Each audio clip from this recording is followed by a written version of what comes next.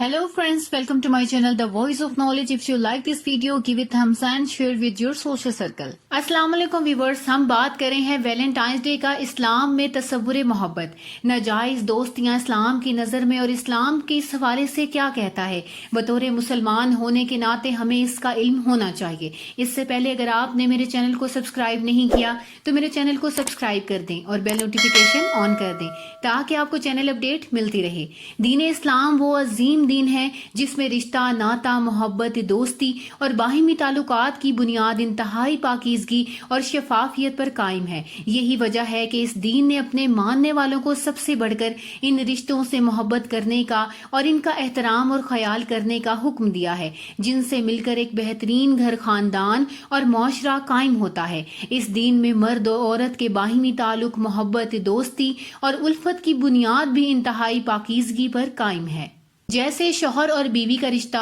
माँ और बेटे का रिश्ता, बाप और बेटी का रिश्ता, बहन और भाई का रिश्ता, दादा और पोती का रिश्ता, नाना और नवासी का रिश्ता, चचा और भतीजी का रिश्ता, मामू और भांजी का रिश्ता। ये वो अजीम रिश्ते हैं जिन्हें इस्लाम में मर्द और औरत के महरम रिश्तों से ताबीर किया जाता है, जिनकी बुनियाद जायज़, शफाफ, पाकीज़ा मोहब्बत पर कायम है। जबकि दूसरी तरफ अगर मर्द और औरत के माबैन मज़कूरा कोई भी रिश्ता ना हो तो ऐसे मर्द और औरत को हमारा दीन एक दूसरे के लिए नामहरम या गैर महरम करार देता है और चंद बातों में इन पर कुछ पाबंदियां आयद करता है। जैसे कि औरत पर यह पाबंदी है कि वो अपने जिस्म की जीनत को, खूबसूरती को गैर महरम मर्दों के सामने जाहिर ना करे और इनका सामना होने पर उनसे पर्दा करे। और इसी तरह गैर महरम मर्द और औरत एक दूसरे के साथ अकेलापन यानी कि अलैदगी इख्तियार नहीं कर सकते, एक दूसरे को छू नहीं सकते, चाहे जाएगा एक दूसरे के साथ मेल मिलाप रखें, एक साथ रहें, बोसो किनार करें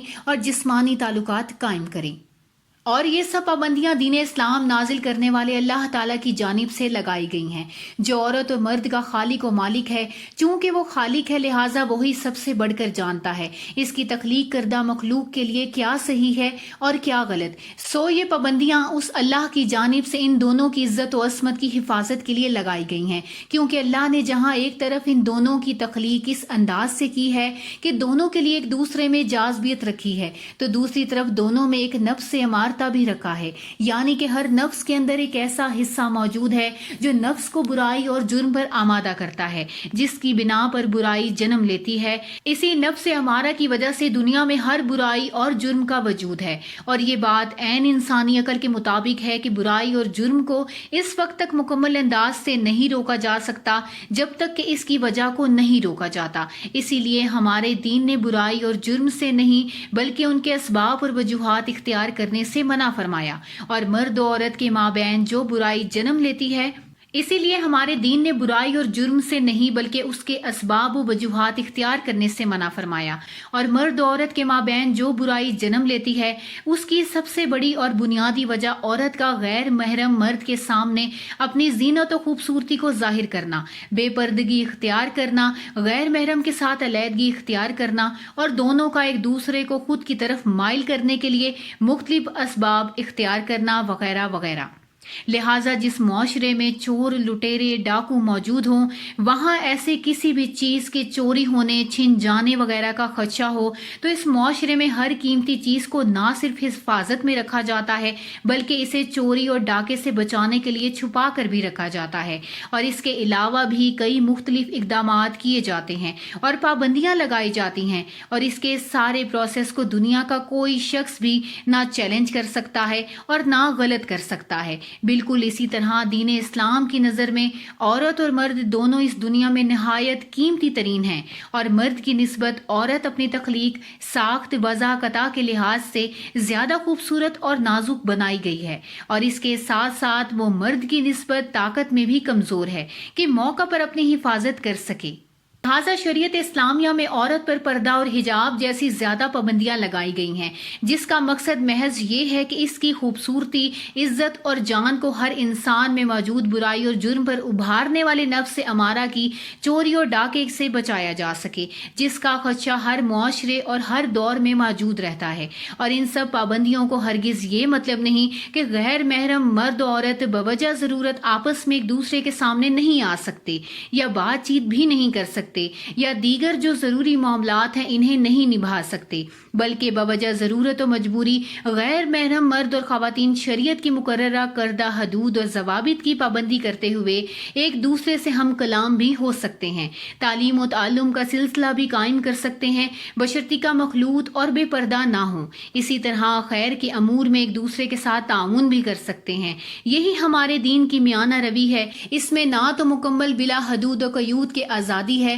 اور نہ ہی بے وجہ سبب کے پابندی۔ لہٰذا گھر، معاشرے، ملک و قوم کی فلاح و کامیابی دین الہی کے سامنے سر تسلیم خم کرنے اور اس کے احکامات کو بجا لانے میں ہی ہے۔ اسی طرح یہاں یہ بات بھی محلوط خاطر ہے کہ جہاں شریعت اسلامیہ غیر محرم مرد و زن کے باہمی میل و ملاپ تعلقات کے حوالہ سے چند معقول پابندیاں عائد کرتی ہے، وہاں انہیں ایک معقول و مہذب طریقہ کار کے مطابق، جسے ہمارے دین میں نکاح اور شادی سے تعبیر کیا جاتا ہے، ایک دوسرے کے ساتھ میل ملاپ رہنے اور ہر قسم کے تعلقات قائم کرنے کی اجازت بھی دیتی ہے۔ لہٰذا جب کوئی لڑکا کسی لڑکی کے بارے میں یا کوئی لڑکی کسی لڑکے کے بارے میں سنجیدہ ہو تو شادی کا رشتہ قائم کرنے سے پہلے بھی انہیں شرعی حدود میں رہتے ہوئے ایک دوسرے کو دیکھنے، بات چیت کرنے، مزاج سمجھنے کی عارضی اجازت بھی ہے۔ لیکن اگر وہ بغیر حجاب و پردہ کے ایک دوسرے کے ساتھ رہنا چاہیں، زندگی ساتھ بسر کرنا چاہیں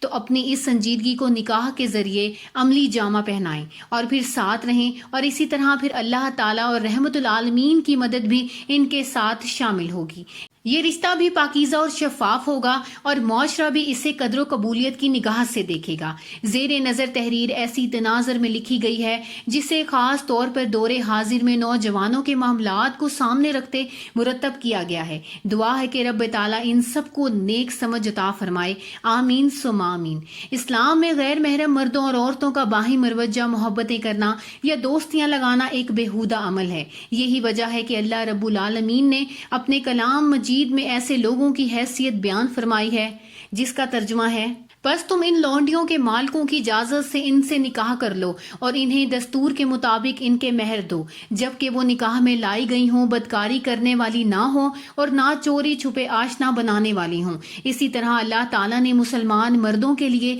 اہل کتاب کی عورتوں سے نکاح کا جواز بیان کرتے ہوئے ارشاد فرمایا، ترجمہ، اور تمہارے لیے پاک دامن مسلمان عورتیں اور ان لوگوں کی پاک دامن عورتیں حلال ہیں جنہیں تم سے پہلے کتاب دی گئی، جبکہ تم انہیں ان کے مہر دے دو، نیز انہیں نکاح کی قید میں لانے والے بنو، نہ کہ بدکاری کرنے والے اور نہ چھپی اشنائی رکھنے والے۔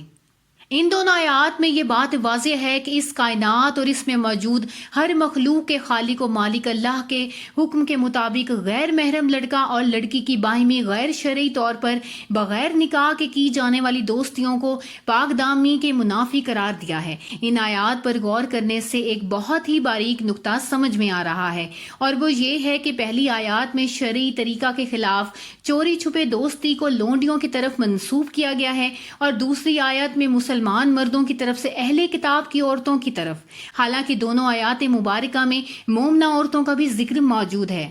مگر ان کے ساتھ اللہ تعالیٰ کے لفظ پاک دامنی کا وصف خاص طور پر ذکر فرمایا ہے۔ اس سے یہ بات بالکل صاف اور واضح ہے کہ مومنہ اور مسلمہ عورتوں سے کسی بھی ایسی بےہودہ اور بے حیا حرکت کا سرزد ہونا سراسر خلاف واقعہ ہے، اور کم از کم مسلمان لڑکیاں ایسا نہیں کرتی۔ جب کوئی مسلمان عورت اپنے کردار میں مضبوط دیوار کی طرح ٹھوس ہوگی تو کوئی بیمار دل شخص کسی بھی طرح اسے اپنے دامے تصویر میں پھنسا نہیں سکے گا۔ پھر ایسے مرد یا تو جگہ جگہ بکنے والی لونڈیوں کے قابل رہ جاتے ہیں، یا پھر اہل کتاب یہود و نصاری کی بے حیا عورتوں کے جال میں پھنس جاتے ہیں، اور ایسی عورتیں جو محض چند ٹکوں کے بیلنس شاپنگ اور محبت کے جھوٹے دعووں کے عوض غیر محرم کے ساتھ ناجائز تعلق قائم کرتی ہیں، حتیٰ کہ کچھ ایسی عصمت تک کا سودا کر لیتی ہیں، وہ بکاؤ لونڈیوں کی طرح ہو جاتی ہیں، یا پھر اہل کتاب یہود اور نصاری عورتوں کی طرح ہیں۔ اللہ پاک ہم سب کو ہدایت عطا فرمائے اور اپنے حفظ و ایمان میں رکھے۔ اللہ پاک ہمیں معاف فرمائے، آمین ثم آمین۔